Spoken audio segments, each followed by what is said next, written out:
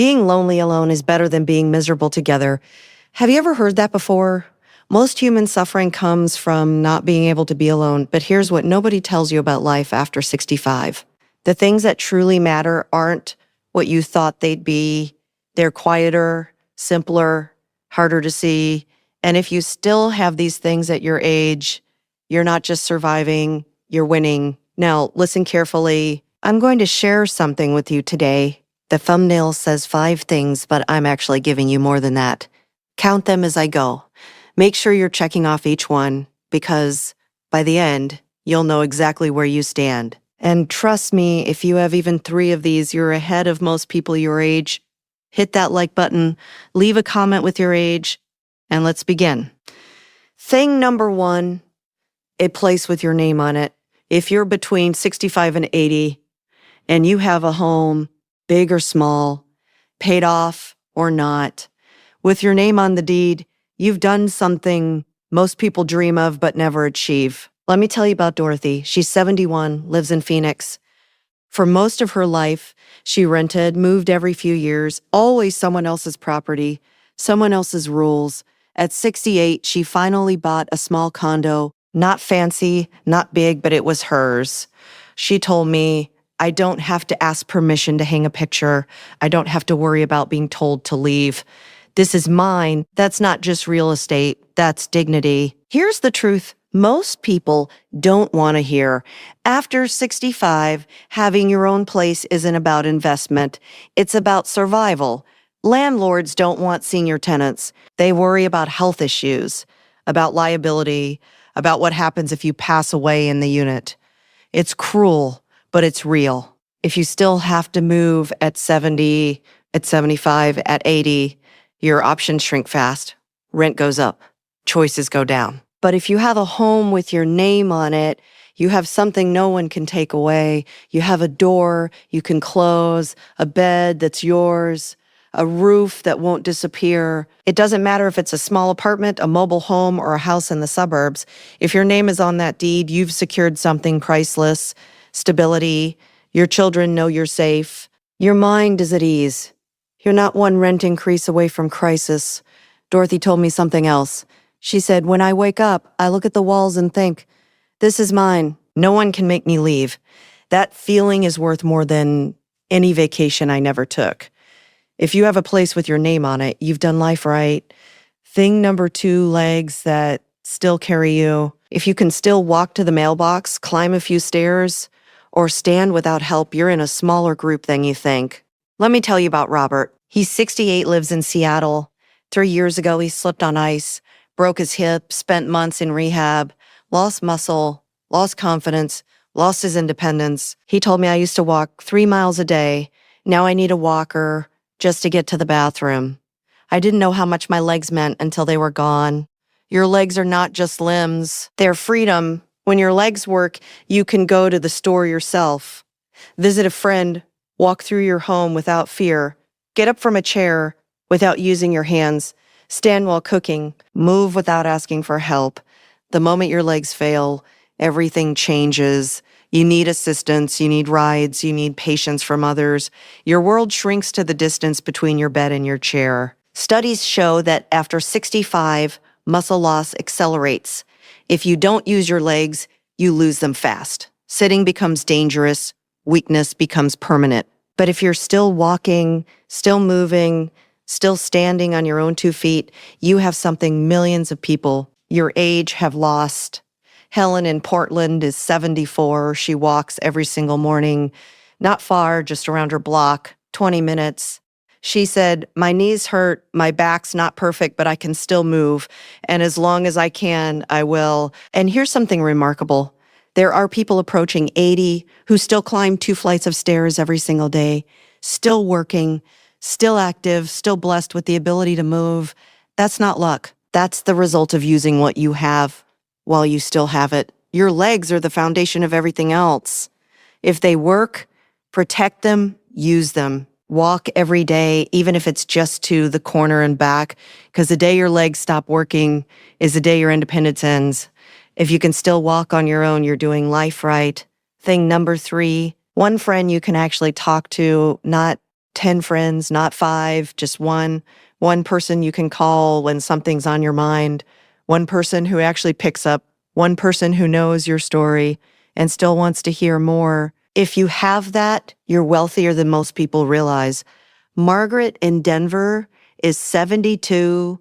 She has one friend she's known for 40 years. They meet every Thursday for coffee. Same cafe, same table. She told me, we don't talk about anything important. We just talk.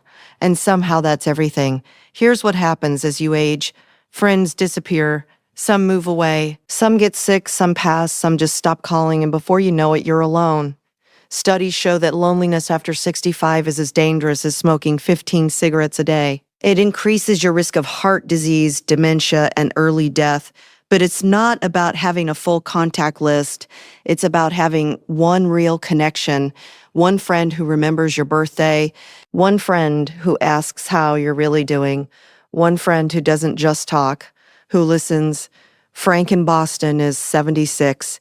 His best friend lives 3 states away. They don't see each other often, but they talk every Sunday, same time for 30 years. He said, I don't need a lot of friends. I just need him. That's enough. If you have one person in your life who truly knows you, who cares about you, who shows up even when it's not convenient, you have something most people spend their whole lives searching for. And if you don't have that yet, it's not too late. One coffee conversation, one phone call, one honest moment with someone, that's all it takes to start. If you have one true friend, you're doing life right. Thing number 4, children who still call, not children who need money, not children who only show up on holidays, children who actually want to hear your voice. If your kids call you just to talk, just to check in, just to say hello, you've done something right as a parent. Let me tell you about Barbara. She's 69, lives in Atlanta. She has 3 children. 2 of them call her every week.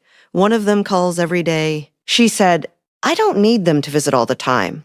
I don't need gifts. I just need to know they still think about me. That's the real measure of a good relationship with your children, not how much they give you, but whether they still want you in their life. Here's the painful truth. Many parents at 65, 70, 75 barely hear from their kids. The phone doesn't ring, the visit stops, the relationship becomes transactional, and it's not always the children's fault. Sometimes it's years of unresolved tension. Sometimes it's misunderstandings that were never fixed. Sometimes it's just distance, emotional or physical. But if your children still call you, still want to talk to you, still invite you into their lives, you've built something strong. You raised them in a way that made them want to stay close. You treated them with respect even when they became adults. You didn't try to control them. You didn't make them feel guilty. You let them live their own lives while still being present in yours. William in Denver is 73. His daughter calls him 3 times a week. She doesn't need anything. She just wants to talk. He told me, I never thought this would matter so much, but now that I'm older, her voice is the best part of my week. If your children still call you, not because they have to, but because they want to, you're doing life right. Thing number 5, enough money to live without begging, not wealth, not luxury, just enough. Enough to pay your bills, enough to buy groceries, enough to cover your medicine, enough that you're not dependent on your children for survival. If you have that, you have dignity. Charles in Philadelphia is 70. He worked as a mechanic his whole life. Never made much, but he saved a little. Now he gets Social Security. It's not a lot, but it's enough. He said, I don't need fancy things. I just need to know I can take care of myself. That's the difference between peace and panic. When you have basic financial security, you're not asking your kids for help every month. You're not choosing between food and medicine. You're not lying awake at night wondering how you'll pay rent. Here's the harsh reality. Many seniors live in poverty. They work their whole lives, but they have nothing left. They depend on their children who are struggling themselves. They live with constant stress, constant worry, constant shame. But if you planned ahead, if you saved even a little, if you have a pension or Social Security or some income that covers the basics, You've protected yourself. You're not rich, but you're free. Dorothy in Phoenix told me, I don't have extra money, but I have enough, and that's all I ever wanted. If you can pay your own way, you're doing life right. Now, let me ask you something. How many of those 5 things do you have? If you have all 5, you're not just doing well, you're thriving. If you have 3 or 4, you're still ahead of most people your age. And if you only have 1 or 2, that's okay because you're aware. You're paying attention. And that awareness gives you the power to change what you can. But here's the thing. I promised you more than 5. And I'm keeping that promise because there are 2 more things that truly separate the people who are just surviving from the people who are actually living. Can you go to sleep at night without replaying old arguments in your head? Without hating someone from your past? Without bitterness eating away at you? If you can, you're free. Resentment is like drinking poison and waiting for the other person to die. It doesn't hurt them. It only hurts you. Let me tell you about Thomas. He's 72, lives in Chicago. For 20 years, he hated his brother. They had a fight over their father's will, money, property, things that seemed important at the time. They stopped talking. Holidays became awkward. Family gatherings were tense. Thomas would lie in bed at night, replaying the argument, thinking of things he should have said. His wife told him, "You're angrier at your brother than he is at you. He's moved on. You're still stuck." And she was right. One day, Thomas went to the doctor. High blood pressure, stress. His doctor asked, "What's eating at you?" Thomas told him about his brother. The doctor said something that changed everything. "You're the only one paying the price for this anger. Not him. You." That night, Thomas called his brother not to apologize, not to argue, just to talk. His brother answered, they didn't fix everything, but they talked. And slowly, over months, the resentment started to fade. Thomas told me, "I didn't forgive him because he deserved it. I forgave him because I needed to breathe again." Here's the truth about resentment. It gets heavier. When you're young, you can carry grudges and keep moving. But at 65, 70, 75, that weight becomes unbearable. It affects your health, your sleep, your relationships with everyone else. Studies show that chronic anger and resentment increase the risk of heart disease by 19%. They raise cortisol levels, which weakens your immune system. They steal years from your life. But here's the beautiful part. Letting go doesn't require the other person to change. It doesn't require an apology. It doesn't even require contact. It just requires you deciding, I'm done carrying this. Barbara in Atlanta told me about her sister. They hadn't spoken in 15 years over something so small. Barbara couldn't even remember what started it. One day, Barbara just stopped thinking about it. She didn't call her sister. She didn't send a letter. She just decided, this doesn't matter anymore. And the moment she let it go, she felt lighter. She said, I don't need her to apologize. I don't need closure. I just needed to stop letting her live rent-free in my head. That's freedom. Now, I'm not saying you have to be friends with people who hurt you. I'm not saying you have to let toxic people back into your life, but you do have to release the grip they have on your mind, because every minute you spend hating someone is a minute you're not spending living. Think about this. Who are you still angry at? Who are you still blaming? Whose name makes your chest tighten? That person might not even remember what happened. They might be living their life completely unbothered while you're still suffering. Is it worth it? Helen in Portland told me, I used to hate my ex-husband for years. Every time I thought about him, I got angry. Then one day, I realized I was the only one still suffering. So I let it go. Not for him, for me. She didn't call him. She didn't reconcile. She just stopped inching him space in her heart. And now when she thinks about him, she feels nothing, no anger, no bitterness, just peace. That's what freedom from resentment looks like. If you can go to bed at night without carrying grudges, without replaying old fights, without wishing harm on anyone, you've achieved something most people never do. You've chosen peace over being right. And that choice at your age is the difference between living with joy and living with poison. If you can sleep without resentment, you're doing life right.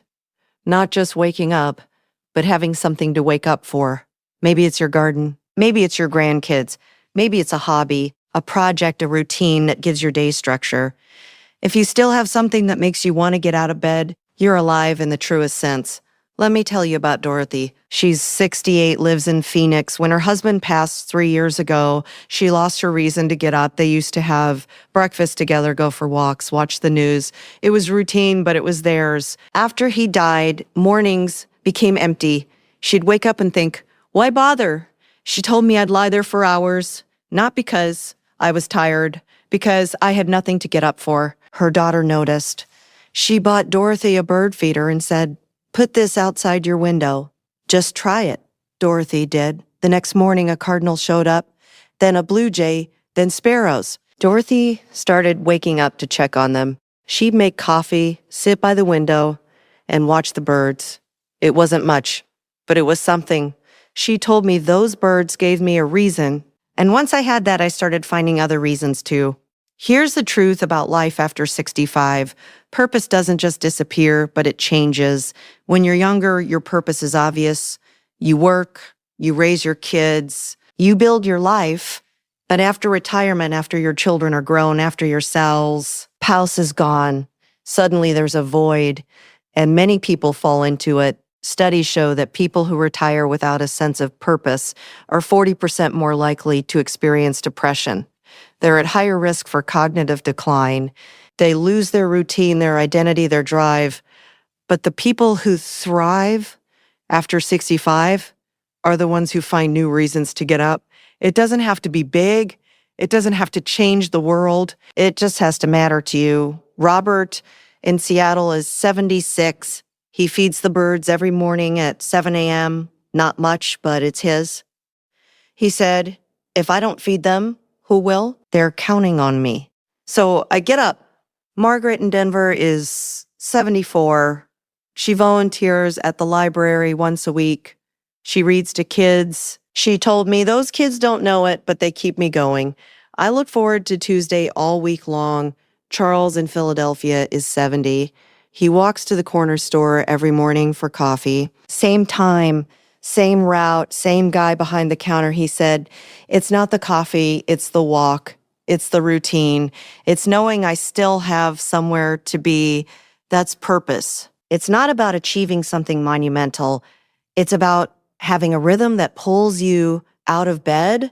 Now, here's what happens when you lose that. William in Denver told me about his father. After he retired, his father stopped doing anything. No hobbies, no friends, no routine. He'd sleep until noon, watch TV all day, go to bed, repeat. William said within 2 years, he aged 10 years, his mind got foggy, his body got weak, he gave up. His father died at 73, not from disease, from lack of purpose. The doctors called it heart failure. But William knew the truth. His father's heart failed because it had nothing left to beat for. That's the danger of losing your reason to get up. Your body follows your mind. When you stop caring, your body stops trying. But here's the good news. Purpose can be found at any age. You don't need a grand mission. You don't need to start a business or save the world. You just need one thing that makes you think. Today matters. Maybe it's watering your plants. Maybe it's calling a friend. Maybe it's calling a friend. Maybe it's working on a puzzle. Maybe it's cooking your favorite meal. Maybe it's watching a show you enjoy, taking a walk, or sitting outside with your coffee. It doesn't matter what it is. It only matters that it's yours. Barbara in Atlanta is 69. She writes letters, old-fashioned letters to her grandkids, to old friends, to people she hasn't seen in years. She told me, I don't know if they read them, but I write them anyway. It gives me something to do, and I like imagining them smiling when they get them. That's enough. Helen in Portland is 74. She bakes bread every Sunday. She doesn't even eat most of it. She gives it away to neighbors. She said, it's not about the bread, it's about the process, the kneading, the smell, the routine. It reminds me I'm still here. That's purpose. If you wake up every morning with something to look forward to, even if it's small you're living, if you wake up and think, I matter, today matters, I have something to do, You're winning because the moment you lose your reason to get up is the moment you start dying. But as long as you have something, anything that makes you want to open your eyes, you're alive. And that's the most important thing of all. If you have a reason to get up, you're doing life right. So let me ask you again, how many of these 7 things do you have? If you counted 5 on the thumbnail and thought that was it, surprise, you got 7. Because that's what life is, more than you expected if you're paying attention. And here's the real question. At your age, what's your biggest problem? For some people, the biggest problem is just waiting for the world to get to the point. No fluff, no filler, just the truth. And if that's your biggest complaint, you're doing better than you think. Because climbing stairs, remembering yesterday's lunch, balancing on one leg, laughing often, keeping your friendships, cooking for yourself. Sure, you might forget where you parked your car sometimes, but if you're still doing all of this, you're winning. You're absolutely winning. If you made it this far, leave a comment with your age. Let me know which of these 7 things you still have. And remember, the fact that you're here watching, learning, reflecting on your life, that already sets you apart. You're not just surviving, you're living. And that's doing life